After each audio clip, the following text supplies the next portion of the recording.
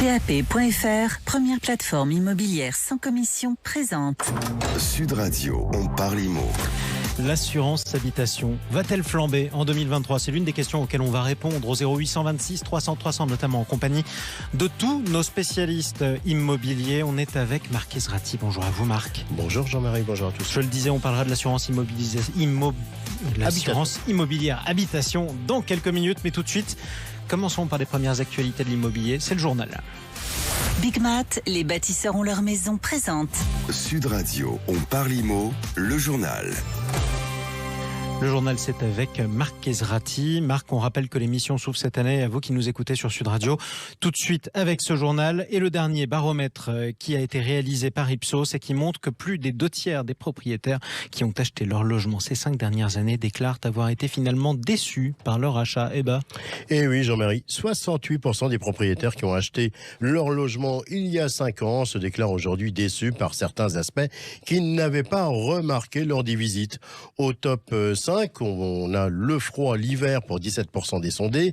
Viennent ensuite le bruit des voisins, la chaleur l'été, le bruit dans la rue et enfin les charges et les dépenses. Au final, 44% des propriétaires souhaitent changer de logement, dont 28 à court ou moyen terme. Sachant qu'il y en a un certain nombre qui ont eu des surprises à l'approche de cet hiver dans l'évolution de leurs charges. Ça, c'est un fait de société. On poursuit, Marc, avec un conflit de voisinage. Ça s'est passé dans les Landes. Ça s'est terminé carrément en fusillade. Où est-ce que vous cherchez tout ça ? Ça s'est passé dans la presse locale, nos amis de la presse locale. Ça s'est passé il y a quelques jours dans le département des Landes. Un homme de 85 ans a tiré 2 coups de fusil sur une femme, agent immobilier, qui se rendait chez son voisin avec qui il était en conflit depuis de nombreux mois à propos d'un portail gênant. Le tireur a atteint l'agent immobilier au niveau du dos et des jambes. La victime, âgée de 64 ans, a pu se mettre à l'abri avant d'être secourue par les pompiers. Ces jours, heureusement, ne sont plus en danger. L'auteur des coups de feu a été interpellé et placé en garde à vue. Alors vous m'avez entendu sourire, mais c'était nerveux parce que je trouve ça quand même terrible, d'autant plus pour cette pauvre agent immobilière qui arrive comme ça et qui se retrouve prise dans une histoire de cloche-mère. Mais on va le dire que comme ça. Malheureusement, la semaine prochaine, on aura encore des histoires un peu comme ça. J'imagine, ami agent immobilier, on vous embrasse. En tout cas, Marc, de nombreuses ventes aux enchères de logements sont organisées ces temps-ci avec des mises à prix qui sont quand même assez intéressantes. Et oui, et chaque année, des ventes par adjudication sont organisées par les tribunaux français. À Paris, par exemple, un studio de 21 mètres carrés situé dans le 16e arrondissement sera bientôt proposé avec une mise à prix de seulement 15 000 €, soit à peine 700 € du mètre carré. Toujours dans le 16e, on va rester dans cet arrondissement, un appartement de 100 mètres carrés qui lui sera mis à prix à 211 000 €, soit 2100 € le mètre carré. Allez, on termine. Son colocataire lui devait plusieurs milliers d'euros de loyer. Et bien finalement, c'est la propriétaire qui a été condamnée. C'est un peu l'histoire de l'arroseur arrosé. Une propriétaire, effectivement, réclamait à son locataire près de 5 000 € de loyer impayé. Le problème, c'est que l'appartement en question n'excédait pas les 5 mètres carrés. Voilà. Or, la location d'un bien dont la surface est inférieure à 9 mètres carrés est interdite, en résumé.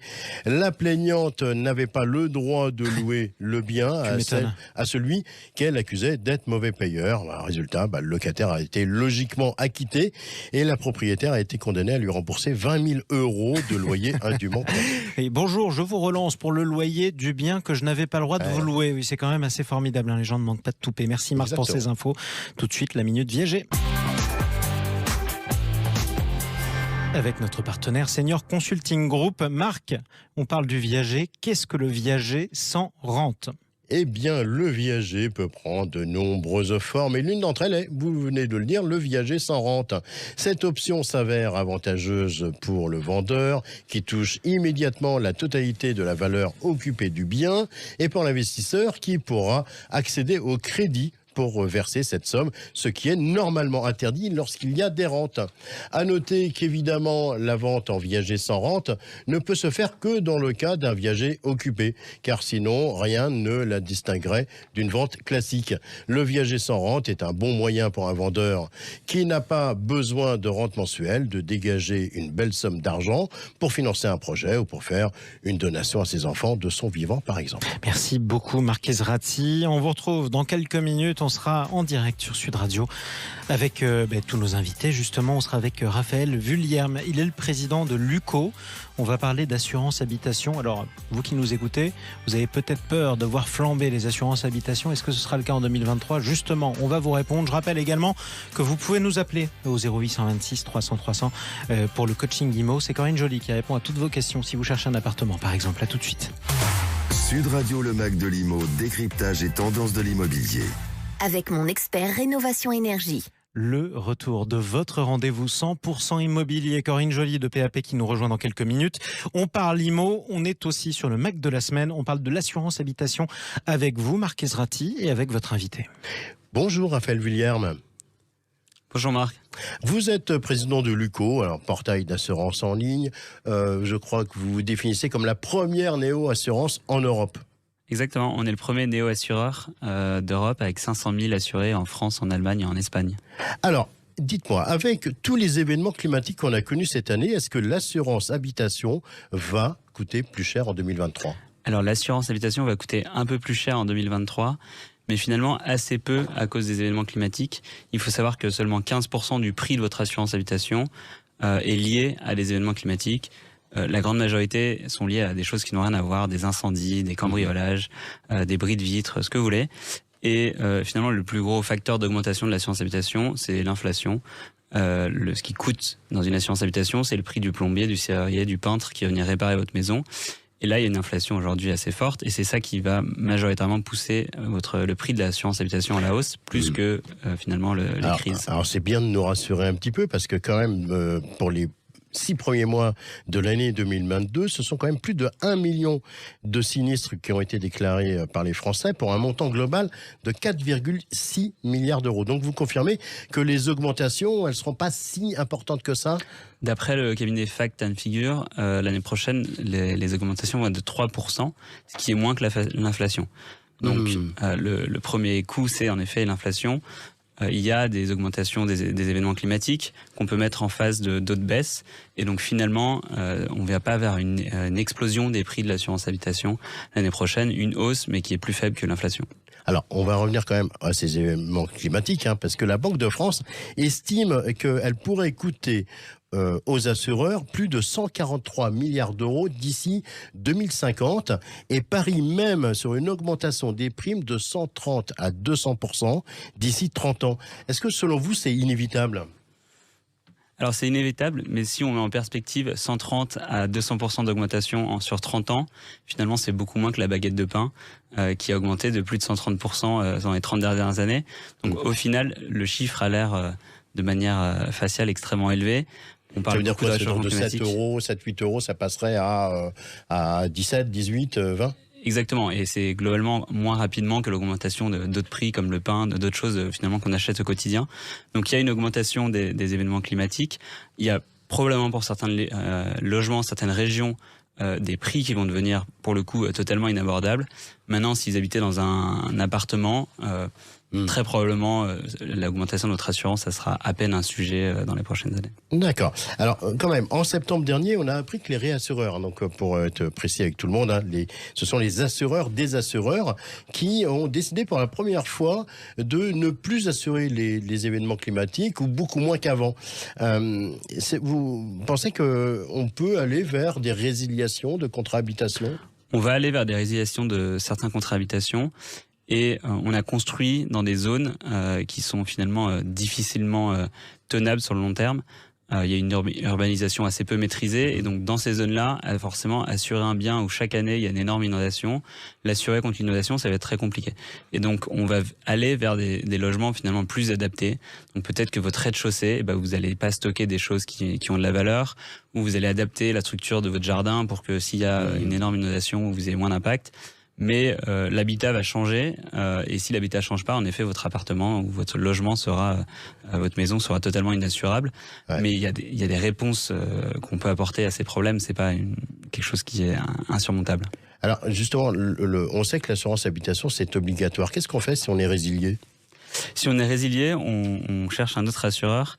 il y a des assureurs spécialisés dans les anciens résiliés. D'accord. Donc globalement, ça coûte un peu plus cher. C'est un peu plus cher pour le coup. Mais il y a différentes raisons qui peuvent mener à une résiliation. Ça coûte un peu plus cher, mais il y a heureusement un marché finalement assez dynamique, y compris sur le marché des résiliés. Donc vous allez voir une hausse de votre prime, mais qui va pas non plus être totalement catastrophique. Alors quel conseil vous allez donner à ceux qui nous écoutent ce matin sur Sud Radio pour trouver la meilleure assurance habitation? Déjà, la première chose, c'est de challenger ou regarder fréquemment le prix de son assurance habitation, parce que la majorité des assureurs, malheureusement, ne récompensent pas la fidélité. Donc si vous en rendez pas compte, vous allez peut-être payer 2 fois le prix que vous devriez payer, parce que ça fait 15 ans que vous êtes chez le même assureur et que chaque année, il vous a mis 10% d'augmentation sans que vous vous rendiez compte. C'est quelque chose qu'on fait pas, par exemple, chez Luco. On interdit d'avoir un prix plus élevé pour les nouveaux clients que pour les clients existants, alors que c'est plutôt une norme de marché. La deuxième chose, c'est éviter de prendre des packages tout faits avec énormément de garanties, mais qui sont pas forcément nécessaires. Oui, qui sont pas forcément. Par exemple, vos brocolis dans votre congélateur. Si votre congélateur tombe en panne, vous pourrez racheter vos brocolis et ça vous évitera de dépenser quelques euros par-ci par-là, où finalement, statistiquement, vous perdez de l'argent forcément. Et la dernière chose, c'est de jouer sur les franchises. Alors, on veut tous, sur le papier, avoir la franchise la plus faible possible. Mais si on est, encore une fois, statistique, vous avez plutôt intérêt à payer un peu moins cher votre assurance chaque année. Et une fois tous les 10 ans, quand vous avez un accident, payer 100 euros de plus en cas d'accident. Et en faisant ça, vous allez faire des économies déjà assez substantielles. Merci Raphaël Vuilliard pour tous ces conseils. On rappelle, vous êtes président de Luco. Merci d'avoir fait le déplacement jusqu'au studio de Sud Radio ce matin. Un site pour retrouver toutes vos offres, c'est luco.fr. EU. Ah, j'y étais pas. Mais FR, ça marche aussi. Mais c'est pas grave, la France, c'est dans l'Europe de toute façon. Luco aussi, c'est sur toute l'Europe, puisqu'on a entendu que vous étiez un groupe en plus très important et d'une taille importante. Merci à vous, en tout cas, bon week-end à vous. Marc Ezrati, puisqu'on est au salon Equipoto, aujourd'hui en direct du salon Equipoto, je vais vous poser une question qui concerne tous ceux qui sont intéressés. Et si jamais je veux investir dans un parking, est-ce que vous avez un bon plan à nous offrir? Eh bien, Jean-Marie, vous avez raison déjà. Investir dans un parking, surtout dans une grande ville comme Paris, c'est judicieux. D'autant que le prix d'une place, le prix de vente d'une place de parking à Paris, ça reste raisonnable, entre 20 000 à 40 000 euros. Trouver un locataire, ça sera relativement facile, car beaucoup de monde, notamment les livreurs, les artisans ou encore les chauffeurs VTC, recherchent ce type de bien en raison de l'explosion des tarifs ou encore par la raréfaction des places de stationnement en surface. Alors, actuellement, une place de parking à Paris, c'est 166 euros par mois en moyenne. Au final, investir dans un parking dans une grande ville, c'est rentable. Mais puisque vous m'avez demandé un bon plan, un vrai bon plan, je vous propose le 4 en 1. Le 4 en 1, alors c'est quoi ça? Au lieu de louer votre parking à un automobiliste pour une voiture, vous allez le louer pour 4 motards, 4 motos. Voilà. Un parking, voilà. On met 4 motards, c'est quoi la différence? Exactement, oui. Vous baissez le prix quand même, rien ne vous interdit de diviser par 4 votre place de parking. Alors surtout quand on sait qu'une place de parking spéciale moto se négocie jusqu'à 90 euros par mois, faites le calcul, 4 fois 90, 360 euros, soit près de 200 euros de plus par mois que si vous louiez pour une seule voiture. Et vous allez voir qu'on va inventer un nouveau conflit de voisinage, c'est le conflit de voisinage des utilisateurs de parking, les 4 motards qui sont dans le même box. Merci beaucoup, en tout cas, fallait y penser pour ce bon plan, Marc Ezrati. Place au témoin de la semaine dans On parle IMO. Ce matin, on est avec un agent immobilier qui a une passion, on va dire, qui est pas banale du tout. Le meilleurmandat.fr pour choisir votre agence immobilière en toute tranquillité présente. Sud Radio, On parle IMO, le témoin de la semaine. Avec Marc Ezrati et son invité, son témoin. Bonjour Mathieu Brézot. Et bonjour. Alors Mathieu, vous exercez le métier d'agent immobilier à Montpellier, mais vous avez également une activité en parallèle, pas banale du tout. Vous êtes gardien dans une manade. Exactement. Alors une manade, c'est un élevage de taureaux. Vous faites ça depuis l'âge de 15 ans. C'est votre beau-frère et son père qui vous ont initié à la Monte-Camargue et à la passion des taureaux. Chaque été et au beau jour, vous participez activement aux activités touristiques de la manade Vitou de Font-Marie à Castries. Parmi ces activités, vous proposez aux touristes de passage une immersion dans le troupeau de taureaux, suivi de veillées camarguaises et gitanes. Mathieu, j'ai bien résumé ? C'est bien ça. Bon, être gardien, ça consiste en quoi ?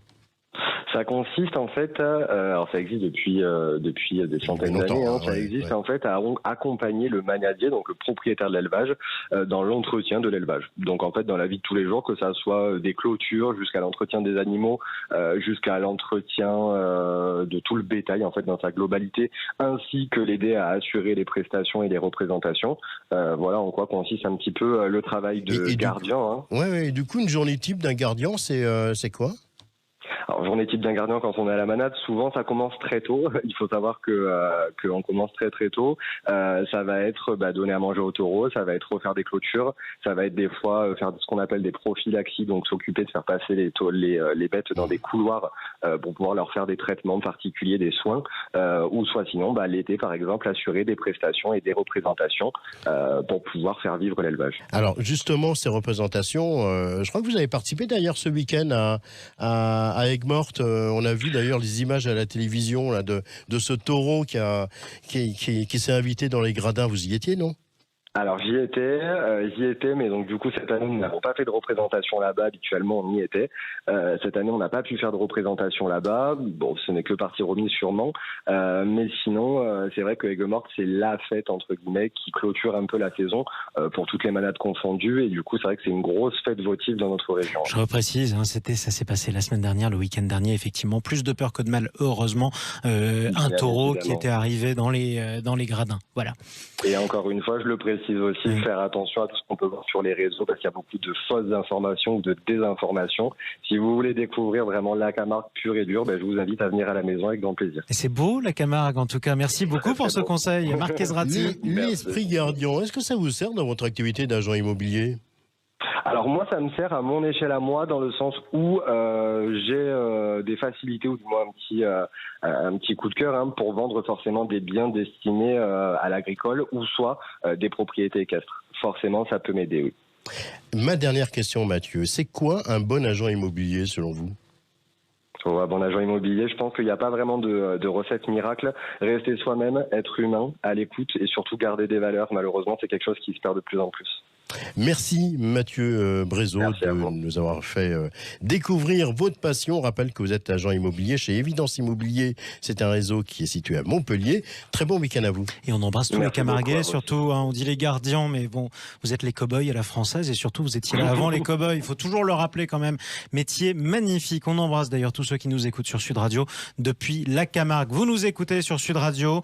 On se retrouve dans quelques instants. 0826 300 300. C'est le numéro que vous composez pour prendre la parole. Posez vos questions à Corinne Joly notamment. C'est l'heure du coaching IMO. Vous avez un problème avec votre propriétaire, un problème avec votre locataire, c'est pareil, on vous répond tout de suite. PAP.fr, première plateforme immobilière sans commission, présente Sud Radio, on parle IMO. Votre rendez-vous 100% immobilier sur Sud Radio avec Marc Ezrati jusqu'à 10h, avec Corinne Joly aussi. Bonjour à vous Corinne. Bonjour. Présidente de PAP.fr, particulier à particulier. Vous avez été très nombreux, chers amis, avant les vacances, justement avant de partir, à nous appeler au 0826 300 300. Vous nous avez posé un grand nombre de questions concernant votre logement ou concernant le logement en général. C'est Marie qui a reçu toutes ces questions, justement. Elle est avec nous. Bonjour à vous Marie. Bonjour. Et on va y répondre avec Corinne Joly, avec vous Marie et avec Marc Ezrati. Et bonjour Marie, donc alors, vous allez relayer quelques questions qu'on a reçues récemment sur deux thèmes qui reviennent très régulièrement au standard, les passoires thermiques et les questions de dépôt de garantie pour la location. Alors, Marie, quelles sont les questions des auditeurs que vous avez sélectionnées cette semaine ? Alors, je vous propose de commencer avec Sarah, qui est propriétaire d'un appartement qu'elle loue à Toulon et qui nous demande si son locataire a le droit de payer son dernier mois de loyer avec la caution. Corinne, pas du tout. La réponse. Pas du tout, c'est illégal. Alors, le dépôt de garantie, ça ne sert pas à ça. Le dépôt de garantie, ça doit servir à rembourser les éventuelles dégradations qui auraient été faites. Et donc, il faut attendre l'état des lieux de sortie pour décider s'il va être rendu au locataire.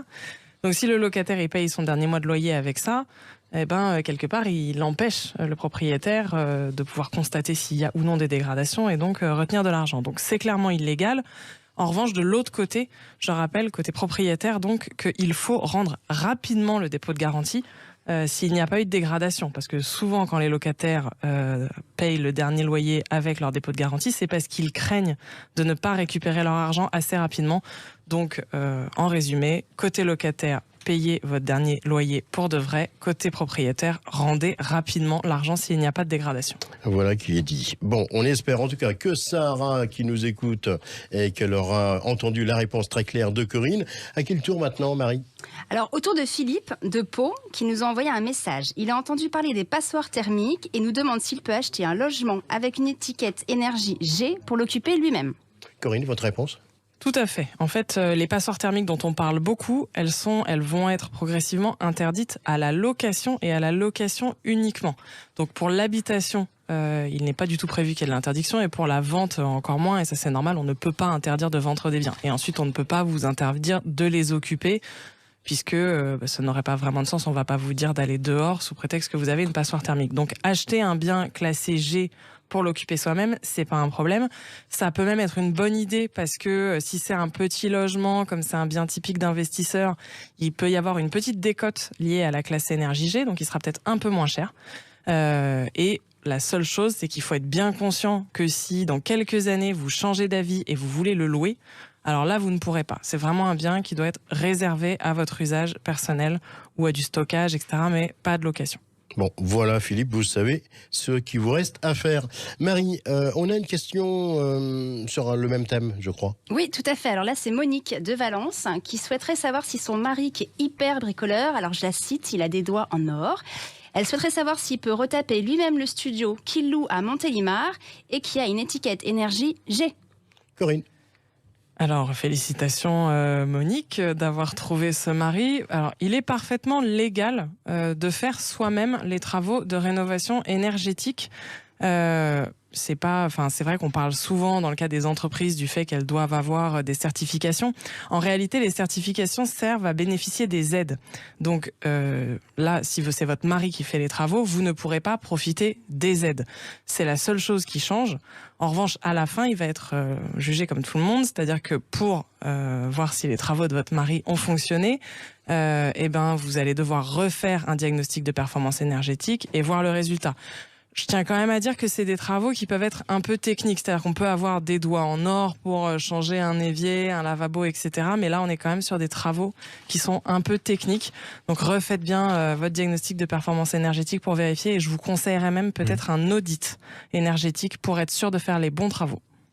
Merci Corinne Joly pour avoir répondu à toutes ces questions d'auditeurs. Merci à vous Marie d'avoir été la voix des auditeurs de Sud Radio ce matin dans Parlimo.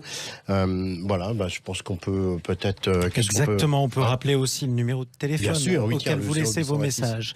0826 300 300, que vous soyez en vacances ou alors que vous soyez encore chez vous, vous pensez toujours à votre logement, vous avez des questions pour Corinne Joly, vous les posez, vous laissez vos messages, vous écrivez aussi à jeparticipe@sudradio.fr. jeparticipe@sudradio.fr. On répond à vos questions tout de suite. Place au coup de cœur. Sud Radio, on parle IMO, les biens coup de cœur. Vous sont présentés par Préto, l'expert en ligne du crédit immobilier. Simulez combien vous pouvez emprunter sur Préto.fr. Corinne, où partons ce matin ? On part en Val-de-Loire à 5 km de Tours, dans la charmante commune de Roche-Corbon, qui est labellisée petite cité de caractère. C'est bordé par la Loire, une partie du territoire communal est constituée de vignes, donc c'est un très beau cadre de vie, et c'est à proximité immédiate de Tours et à 15 minutes de la gare TGV qui relie à Paris en 1h10. Et j'imagine que c'est une maison que vous nous proposez. Tout à fait, mais une maison très atypique parce que c'est une maison troglodyte. On en trouve beaucoup dans ce coin. Absolument, sur les bords de la Loire notamment. Ouais. Exactement, donc une maison troglodyte, pour ceux qui ne savent pas encore ce que c'est un habitat qui est creusé dans la roche. Exactement. Ça signifie que les murs de la maison, c'est une paroi rocheuse dans laquelle il y a des ouvertures pour laisser entrer la lumière. Donc ça ressemble un peu à une grotte, mais avec de la lumière, et évidemment, c'est habitable. Et en effet, on en trouve beaucoup dans le Val-de-Loire, creusé dans le tuffeau, la pierre locale. Exactement. Et ce qui est très bien, c'est que la température y est constante, hyper agréable, forcément. C'est un principe, justement. C'est comme une cave, mais en plus chaud. Et cette cave, ce troglodyte, il fait quelle taille ? Alors, il fait 65 mètres carrés de surface habitable. Il y a une pièce à vivre avec coin cuisine, une cheminée, four à pain, chambre et une salle d'eau avec douche italienne et enfin un WC. Elle a été entièrement rénovée en 2009, donc elle est en très bon état. Parfait. À quel prix ? 153 000 euros, ce qui fait 2 353 euros du mètre carré. Et c'est tout à fait dans les clous par rapport à ce qu'on observe sur la commune. Ok, merci Corinne. Bonjour Perrine Gautron. Bonjour à tous. Bonjour. Directrice du réseau Les Villas, vous êtes du côté de Bordeaux. Vous avez un bien coup de cœur à nous présenter. On part où ce matin avec vous ? Alors aujourd'hui, je vous emmène au Soleil et c'est notre agence de Narbonne qui vous présente un bien également atypique. Oui, c'est votre agence de Narbonne. Hein. Ouais. Voilà, il s'agit d'un loft qui se trouve en plein centre-ville de Narbonne, donc à proximité de toutes les commodités. C'est un lieu industriel qui a été rénové. Et donc, c'est un lieu tout à fait atypique, plein d'élégance, et il fait 250 mètres carrés habitables. Il a 6 pièces et une terrasse. Voilà. Ah, c'est génial. Et la terrasse, elle fait combien de mètres carrés ? Elle fait 80 mètres carrés, donc on peut même y installer un spa pour profiter du soleil. Bon, j'imagine que le prix, il est aussi en rapport, non ? Alors, le prix est de 680 000 euros. On est à peu près à 2 700 euros du mètre carré, ce qui est dans le marché oui, ce qui est dans le marché local. Merci beaucoup, Perrine Gautron. Les images du bien, on va les retrouver, y compris celle de le bien de Corinne Joly. On va les retrouver sur les réseaux sociaux de Sud Radio. On peut appeler le standard de Sud Radio si on est intéressé par un de ces biens. 0826 300 300. Et merci à vous tous d'être intervenus. Marie, qui répondait aux questions, qui posait les questions de tous ceux qui nous ont écrit sur Sud Radio. Merci à vous, Corinne Joly, également présidente de particulier à particulier PAP.fr. Et merci à vous, Marc Ezrati. On vous dit à samedi prochain, chers amis. Restez avec nous en direct du salon Équipe Auto sur Sud Radio jusqu'à 11h, le Grand Matin Week-end. Dans quelques minutes, juste après les informations, on vous présente la voiture du futur. Elle est magnifique. Elle roule à l'hydrogène, 1000 km d'autonomie. Elle se recharge en quelques secondes. Elle s'appelle l'Opium Machina et on vous la présente avec son concepteur juste après les infos. Sud Radio, on parle immo. Avec PAP.fr, première plateforme immobilière sans commission.